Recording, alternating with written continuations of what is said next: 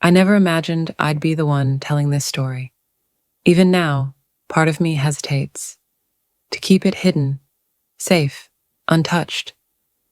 He stayed close behind me as I stepped inside.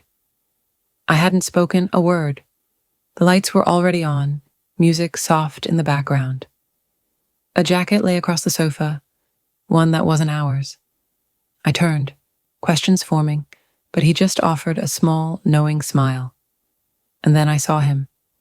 But before we begin, hit like, subscribe, and turn on notifications. It really helps. Let's begin.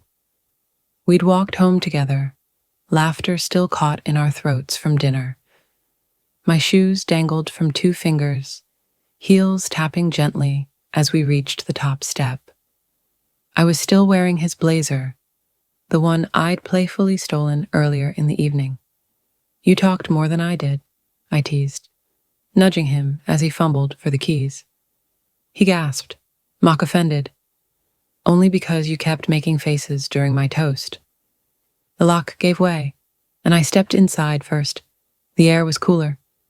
The house didn't feel empty, but alive. The low golden light spilled from the living room. Music floated gently, almost like a breath being held. I slowed. Something in the space had shifted. Behind me, he said nothing, his presence steady. I turned the corner, and there he was. A man sat on the couch, relaxed, composed. His sleeves rolled just enough to reveal a watch that caught the light. One leg crossed over the other. A drink in his hand he hadn't touched. His eyes met mine right away. Behind me, my husband's voice was low at my ear. He asked about you earlier, he murmured. I thought, maybe it was time you met. I didn't respond. I just turned, looking at the man who had walked me home. He held my gaze, calm and grounded. He's not here to pressure you, he said. I gave a quiet nod. Then I stepped forward. The man's hand brushed near my knee, still and steady. I let my fingers rest over his for a breath, then pulled back, not in fear, just space. My husband's hand moved lightly across my back, like he was checking that I was still with him. And I was. Completely. The guest leaned in slightly, his voice soft. The air feels different in here, he said. I didn't answer. I was too focused on the way his thumb moved along the fabric near my hand, unhurried, present. Then his hand rose, brushing my hair back with a small, careful gesture.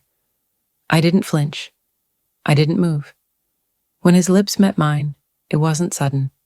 It was soft, like a word left unspoken too long. My husband's hand remained steady on my back. The guest drew away slowly, watching me. I met his eyes and gently touched his shoulder, grounding myself. Then I sat beside him. My husband stood close. His hand moved to the small of my back as I shifted. Calm. None of us spoke. There was no need. She leaned back slightly, her eyes locking with mine. Everything around us softened. We had already stepped into something we hadn't named. I placed my glass on the table and reached over to tuck a strand of her hair behind her ear. Her eyes lingered on mine. My heart thudded. I leaned in and kissed her again, gentle, knowing.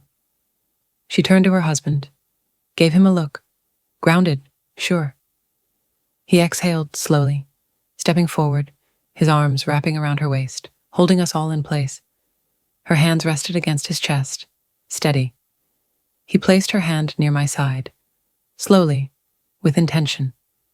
I shifted, my breath catching at the contact, but I stayed still. The air between us was charged, but unrushed. It simply was. She leaned back. I followed. His posture softened. Her body welcomed us both. I whispered behind him, "Let's stay in this." And we did.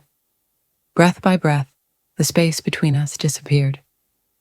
His palm settled between my shoulders, grounding me.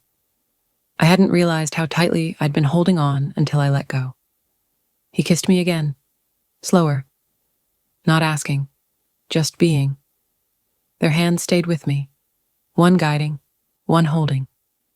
My breath steadied. He brushed the neckline of my dress, shifting the fabric slightly. The other smoothed it gently, like they were both tracing a story across my skin. They helped me to the floor, careful, patient. A soft rug rose beneath me, one hand beneath my head, another cradling my waist. I didn't close my eyes.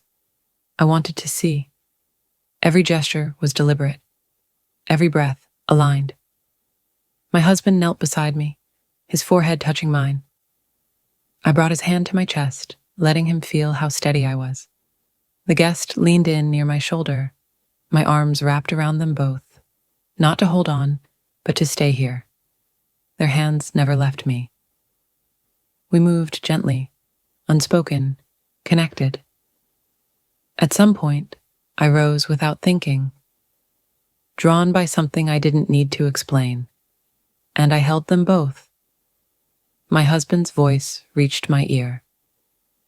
"This moment is yours."